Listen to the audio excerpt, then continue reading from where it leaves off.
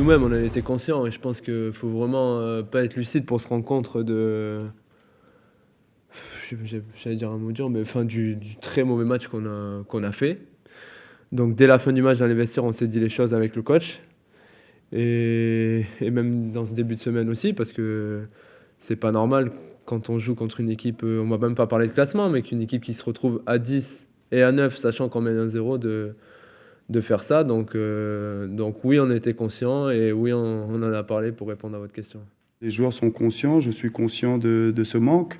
C'est tomber dans la facilité, c'est un manque de respect de l'adversaire par rapport à l'infériorité numérique. C'est la maturité, c'est l'expérience aussi, c'est aussi un peu d'arrogance qu'on a quand les choses vont bien. Sur les 25-30 premières minutes, on est bien, voire très bien, on respecte le jeu. Tout le monde joue à son poste, tout le monde joue simple, et après on se met un peu à faire n'importe quoi, ou on se met un peu à jouer moins simple, pardon, à porter plus la balle, et c'est là où on désorganise toute l'équipe. Donc il faudrait insister sur notre simplicité de jeu, notre efficacité, et avancer sur ça. On a eu de la chance à Toulouse, mais quand on analyse bien les performances et les matchs perdus, les erreurs commises depuis le début de la saison, ça fait beaucoup. Et peu importe l'âge, peu importe l'expérience, on doit apprendre de nos erreurs. Je vais vous dire une phrase bateau, mais là on va retenir que les 3 points, et c'est bien vrai, parce que mine de rien on est toujours là au classement, et donc maintenant faut gommer cette erreur, même si on a la victoire, et enchaîner parce qu'on a encore un bon coup à jouer demain.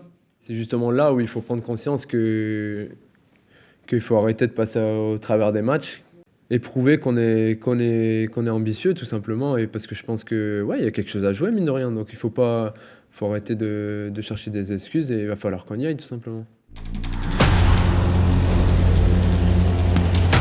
C'est de toujours faire le même boulot. Après, ouais, c'est vrai que je suis plus décisif, je suis plus tueur aussi devant les cages et même dans la dernière passe, donc c'est bien que ça dure et surtout que ça aide l'équipe. Ce qu'il apporte à l'équipe, c'est son calme, c'est un joueur qui est